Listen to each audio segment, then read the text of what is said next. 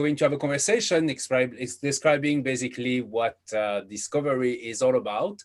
And of course, you can send us comments, questions by using the stream we have on YouTube, Facebook, Periscope, Twitch, etc. So welcome. So today we are going to talk about asteroids. And I want to mention first as an introduction that asteroids are very numerous in our solar system. We know roughly 1 million of them at the moment. And when I say at the moment, it's because there is hundreds of telescopes which are observing the sky almost continuously now. And they basically sometimes see those tiny dots moving around. And quickly we catalog them and realize that those are asteroids. So we have asteroids which has been discovered mostly in the main belt between the orbit of Mars and Jupiter. That's where most of them are now. We have some asteroids which come very close to us called the near-Earth asteroids. And then we have asteroids which are much more distant. And some of them are icy asteroids, icy bodies like comet, but also trans-Neptunian object, Kuiper Belt object, centaurs, Trojans. There is a million of names for each of the asteroids, but that's not what we're going to talk about today. We are going to talk about specifically asteroids in the main belt, specifically two of them, the asteroid Moksva and the asteroid Begonia. So before entering into the story of the asteroid, I should mention that we don't know much about asteroids. Most of them, the million of them we know, we have an idea of the position because we have seen them. From the brightness, from the color, from the magnitude, the brightness, we derive the shape, the size, and sometimes we can derive the shape, but using what we call Likert.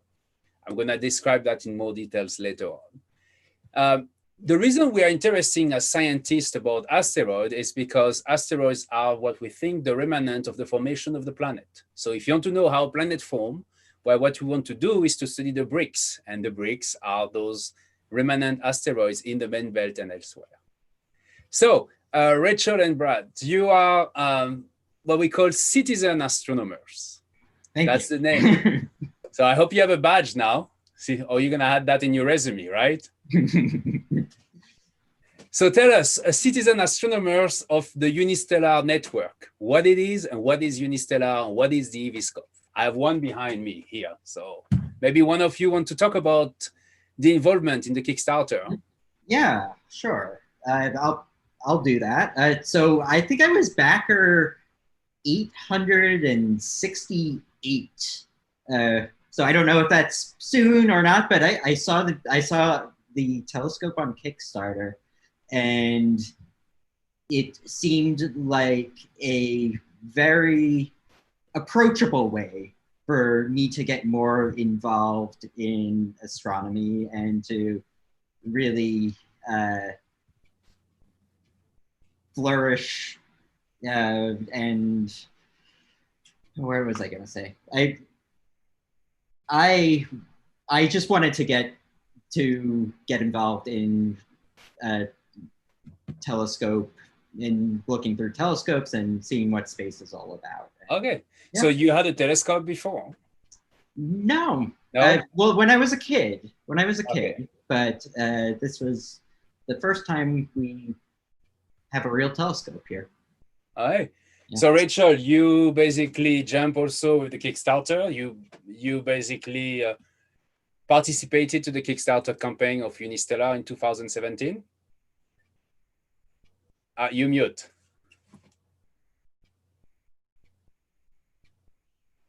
There we go. And about 3 years later, we ended up, we got the Kickstarter in January of this year. So we received the telescope, which was perfect timing for the quarantine environment that we all kind of exist in now. So it's become kind of one of our big hobbies. We can kind of spend nights and look at the stars, and it's a very nice socially distancing activity that we can do and hopefully contribute a little bit to the scientific community. All right. So the Unistellar Network is a network of 3,000 telescopes. I can share my screen and maybe show a map here. We have a map that's also visible on on a press release published by the SETI Institute. So let me just share this. This is the map of the location of the EVscope users at the moment. So you may probably one of these dots here in California somewhere. Yes. So with this telescope, which is a digital telescope, you can basically observe the dark sky, but also participate to scientific investigation, as you mentioned. So tell us what happened in August exactly. The one who remember how this story started. Yeah, so I follow Unistellar on a lot of social media, and I saw kind of on the Twitter you put out, we want you to look at this during this time period. And so we took out the telescope to the backyard, thankfully had a really nice clear sky, no fires, no wind, and we were able to get a 5.5 hour observation of one of the targets, and it ended up getting a pretty good curve. We submitted our log, and I think we received kind of word that we had a really good curve within a week. So it was really exciting kind of email to get during this time. So what did you do during this time, Brad? You were staying in front of the telescope, or you? Yeah, it was both of us together. So we would go out and stare up, try to see what the telescope is seeing, just tracking it in general. We worked together to make sure our logs were accurate, and it was a team effort. All right. So what did you see in the eyepiece or on the screen of the phone? So over time, we actually got to see the asteroid, just a little line that grew a little bit after each observation. Yeah, because so what happened is that the telescope stayed the same field of view and stabilize itself, stay over there, looking more the same field of view, correcting for the rotation of the sky due to the rotation of Earth and the motion, etc. So what happened, the telescope stacks images using the stars as the background as a reference. So what you see over time when you observe an asteroid is a line becoming bigger and bigger as the asteroid moves with respect to the background stars. So then you send us the data. That's the process that we are improving. And on our side at the SETI Institute and Unistellar, we receive the data from all of you. So for this specific asteroid, we receive observation from 7 observers from countries like 4 countries. So it was Finland, in the United States, in France, and in Switzerland. People observe at almost at the same time than you, the same week, in fact, the asteroid, and send us the data. So the data we receive are not these pictures that you see. The data we receive is individual frames taken by the telescope every 4 seconds approximately. So let me go through the techniques here. So from these frames, we identify the asteroid itself, and we compare the brightness of the asteroid with respect to the brightness of stars surrounding it. So over time, we see a small variation of the brightness of the asteroid. And the reason for which the asteroid is not, the brightness of the asteroid is not regular is because the asteroid, which is here, for instance, is not perfectly spherical. It's not a sphere. It's irregular in shape. So let's assume it rotates on itself like this. I don't know if you see well here, but you basically see a variation of brightness due to the apparent surface, we call, of the asteroid itself. So that's this tiny line that we sent you. I may have it here, if it's on the press release. So you can see this small variation of light. And what is very interesting here is that that was one of the first time we derived what we call a light curve of an asteroid with those observations that you sent us. So thank you. Wow. This was an amazing moment for us. And I can say there was a lot of smiles at the office at the SETI Institute and at Unistellar when we saw the first light curve of an asteroid. Thanks to you, data. Fantastic. Very exciting to see. So now you are a citizen astronomer per se. So what do we do with this light curve? Without entering in too much details, what we do, we combine those observations coming from all those observers. We have multiple light curves. And from those light curves, and this is done with my colleagues at the Charles University Institute of Astronomy, Joseph Dürer and Joseph Dürer and Joseph Anush. And what they managed to do is to create a 3D shape of the asteroid that you can see here. And that's the spin of the asteroid too, and the 3D shape.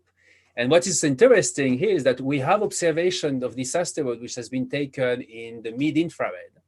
So it's another wavelength range for which the flux, the brightness is directly proportional to the surface. So what we did, we look at the observation at the time of, we look at the shape of the asteroid at the time of the observation in the mid-infrared, and that allows us to also derive an estimate of the size of the asteroid. Now we know that Moksva 787, which is located in the main belt, has a size which is between 25 and 30 kilometers. So that's the first scientific result of the Unistellar Network in the field of small solar system bodies. So thank you. It's not much, it's one measurement, but that's the beginning. And as I mentioned, we have 3,000 EV scopes at the moment on this planet. So we can imagine that we're gonna get more light curves, and with those light curves, we're gonna get more size measurement of asteroids and be able to get more scientific information about them. So you are going to receive one of those, by the way. I was supposed to send it to you. It's gonna be slightly bigger. We're gonna get one of them pretty soon as a token of appreciation for your efforts and for your work on this scientific project. Awesome. Thank you. So before I continue, I would like to mention that we have people watching us right now from, oh my God, a lot of countries: Liverpool, Norway, Ohio, Portugal, California, San Diego, Brazil, England, Virginia, Skopje, North Macedonia, Canada, Japan, Montreal, Minnesota, Germany, Serbia, Macedonia, North Carolina, Sydney in Australia, Oklahoma, New Jersey, Vancouver, Michigan, Texas, Duluth, I don't know where is that, Netherlands, yes. Anyway, welcome. Thank you for watching us, and thank you for being part of this conversation. So today we are talking about the Unistellar Network and the first scientific observations with Rachel and Brad, who were the first citizen astronomer who observed the asteroid 787 Moksva.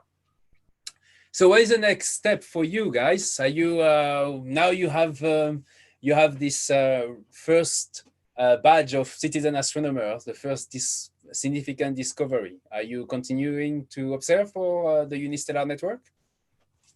Yeah, the second you put out a kind of a Twitter alert, we'll put the telescope in the backyard, assuming it's clear. All right. What kind of view you have in the backyard? 360 degrees, or you just see narrow windows? What? It's 360. It's a 360 on most days, yeah. Yeah.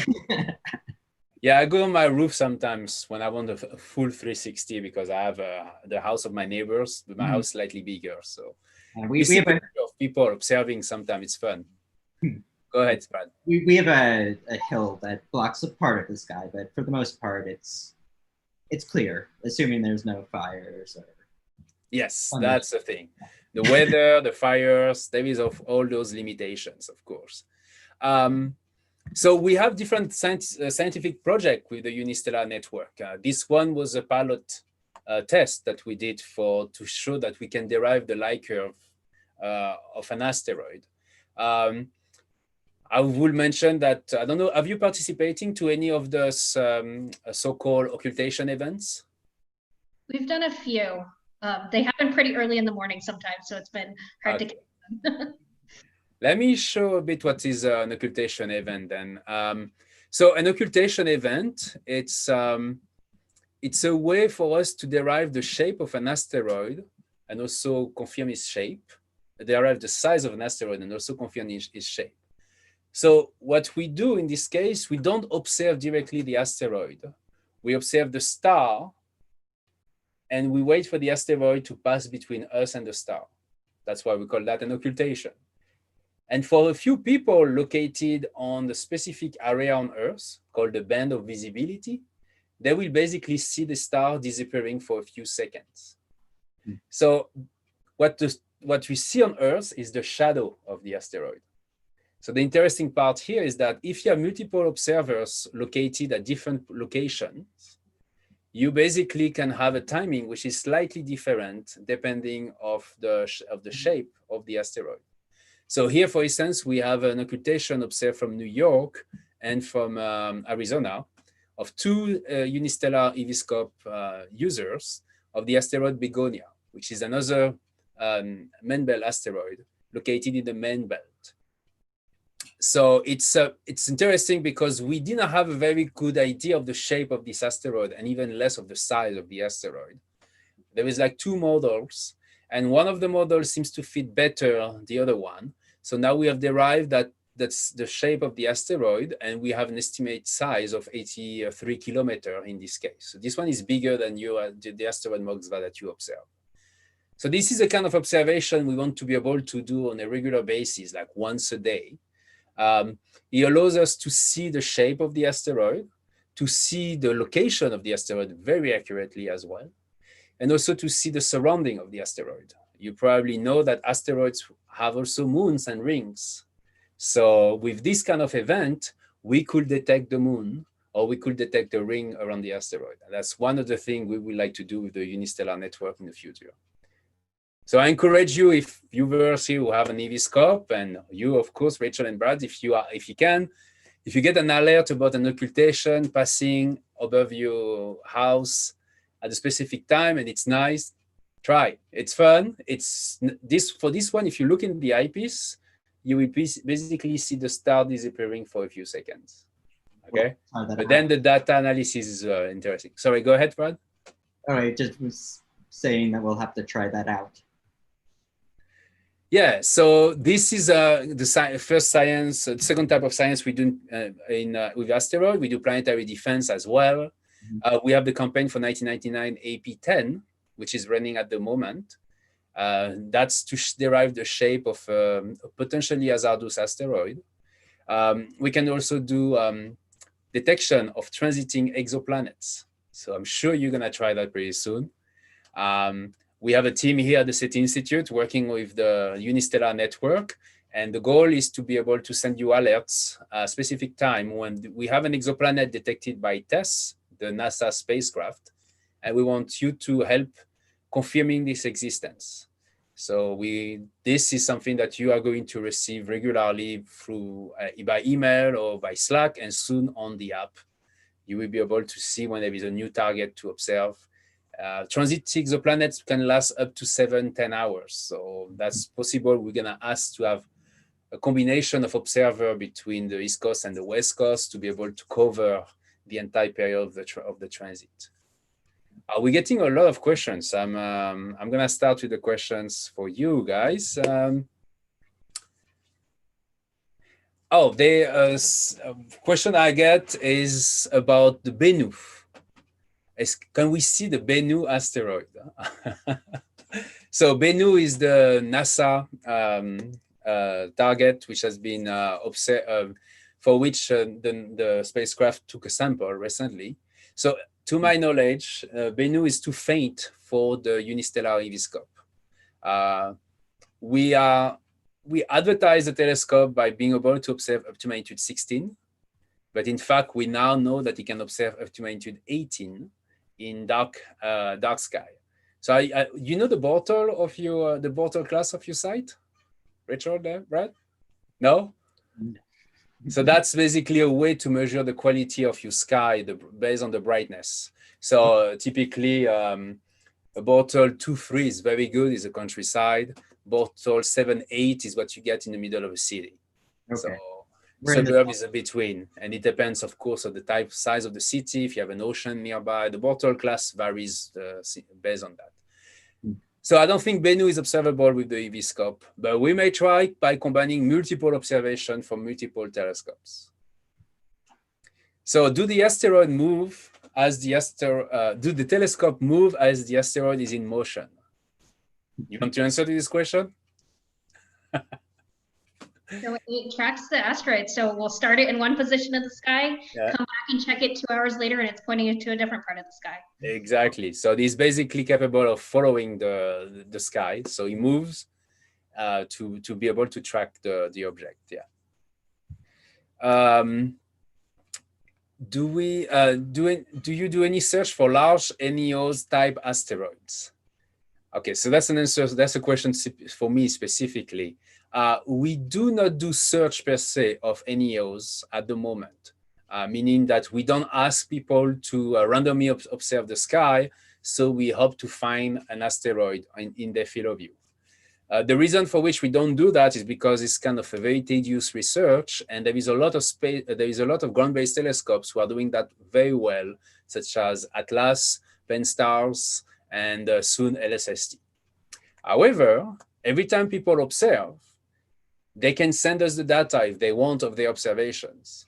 So in the future, we will probably have a very complex algorithm that will search into the database and do comparison of bright sources to detect a potential transient events, such as a supernovae, the presence of an asteroid or comet, or maybe even the detection of an extraterrestrial civilization, which is sending us laser, telling us that they are here by sending us a laser beacon. This may happen. We are working on this database at the moment, so it may happen that soon discoveries will be made by simply using UEV scopes to observe the sky.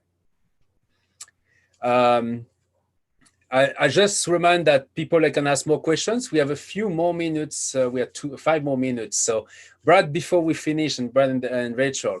So, when you are you scientists, first of all? There's something I should have asked at the beginning. Are you astronomers?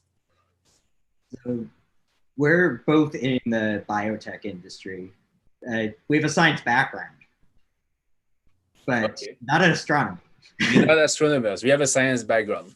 So you do you write codes? Do you do stuff like that, or? So I work a lot with data and write algorithms and that sort of deal. Okay. Yeah. And I'm more on the finance side, but I appreciate a good data collection because clean data makes my life a lot easier in work, and I assume for you guys as well. All right. So right now the data we send, in the future you will have an account, and I know that a lot of I see already a question about that. If you have an EV scope, you will have an account, and you will be able in the future to access to your data that you collect as well, to do your own data analysis. We are working with community colleges, high schools, to basically allow to have the EV scope as part of the program for astronomy. So this way they can use the EV scope to do some research, to explore the dark sky, to see galaxies, comets, nebulae, do some of the observation that we mentioned, these scientific alerts, but they can also do their own observation if they want to test a photometric algorithm, they want to collect data to derive the astrometry, the accurate position of a star. They will be able to do that by getting the data themselves on the EV scope. So this is a work in progress. And of course, as you probably know, Rachel and Brad, we're a small company. We started with 2 or 3 years ago only, and now the software is improving, the database is improving. So that's the goal. So SETI Institute is the scientific partner of this Unistellar EV scope network. And the reason for which SETI is a partner is because at the SETI Institute, we do believe that outreach and education is an important part of science. And we basically, as a scientific institution, we'll be able to curate and promote some of the scientific campaign with the EV scope. SETI is a search for extraterrestrial intelligence. So as I already mentioned that briefly. One of the reasons the EV scope is interesting for the SETI Institute is also to be able to have a network that is capable of observing the sky 24/7. Imagine what we could do in the future when this EV scope will be everywhere on this planet. we'll be able to basically, from my house, request for observation if there is something happening in the sky. And if you have space telescopes, you know that there is a lot of stuff happening in the sky. Gamma ray burst, gravitational waves, new comet discovery, and often we need to have a quick confirmation of this discovery. So this network will be able to tell us that. These networks will be able to allow scientists like me to be able to see the sky almost 24/7, thanks to the contribution of citizen astronomers. Oh, now we have more questions. So we have a questions about 2008 JL3. If you're gonna hit the Earth in 2027, I don't think so. I will check and I will answer to you on the YouTube if you post the comments at the bottom. I will take the time to answer to your question. Another question we have about the EV scope.